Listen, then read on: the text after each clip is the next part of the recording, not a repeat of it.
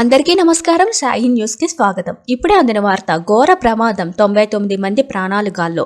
వివరాలు అయితే వీడియోలో తెలుసుకుందాం. వీడియోని ఎక్కడ స్కిప్ చేయకుండా కంప్లీట్గా చూడండి. అప్పుడే మీకు కంప్లీట్ ఇన్ఫర్మేషన్ అనేది తెలుస్తుంది. అలాగే ఇప్పటి వరకు మన ఛానల్ ఎవరైతే సబ్స్క్రైబ్ చేసుకోలేదో దయచేసి సబ్స్క్రైబ్ చేసుకోండి. అదేవిధంగా లైక్ చేయడం మాత్రం మర్చిపోకండి. ఇంకా వివరాల్లోకి అయితే వెళ్ళిపోదాం.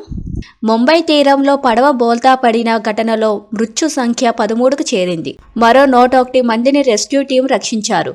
పర్యాటకులతో కూడిన పడవ గేట్వే ఆఫ్ ఇండియా నుంచి ఎలిఫెంటా కేవ్స్కు వెళ్తుండగా ఎదురుగా వస్తున్న ఫెర్నీని ఢీకొనడం వల్ల ఈ ప్రమాదం జరిగిందని, ప్రమాద సమయంలో పడవలో 135 మంది పర్యాటకులు ఉన్నట్లు అధికారులు తెలిపారు.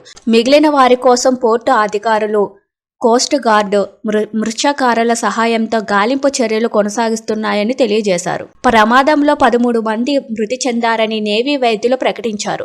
వీరిలో 3 నౌకాదళాకు సిబ్బందికి కాగా మిగిలిన 10 మంది ఫెర్రీ ప్రయాణికులు. ఇంకో 2కి తీవ్ర గాయాలు కాగా ఆసుపత్రిలో చేర్చారు.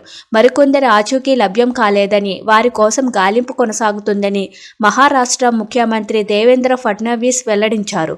ఒక్కో మృతుడి కుటుంబానికి 5 లక్షల చొప్పున సీఎం సహాయ నిధి నుంచి పరిహారం అందించనున్నట్లు ప్రకటించారు. ప్రమాద దృశ్యాలను వీడియోలో చిత్రీకరించిన వ్యక్తులు సామాజిక మాధ్యమాలలో పోస్టు చేశారు.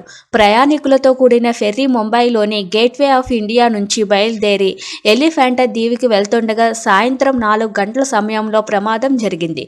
సహాయక చర్యల్లో నేవీకి చెందిన 11 పడవలు, మెరైన్ పోలీసులకు చెందిన 3 బోట్లు, కోస్ట్ గార్డు పడవ 1 పాల్గొన్నట్లు అధికారులు తెలిపారు. 4 హెలికాప్టర్లను ఇందుకోసము వినియోగించారు. స్థానిక జవహర్లాల్ నెహ్రూ పోర్టు సిబ్బంది, మత్స్యకారులు కూడా ప్రయాణికులను రక్షించేందుకు ప్రయత్నిస్తున్నారు. రాత్రి 7:30 గంటల సమయంలోనూ గాలింపు కొనసాగుతుంది.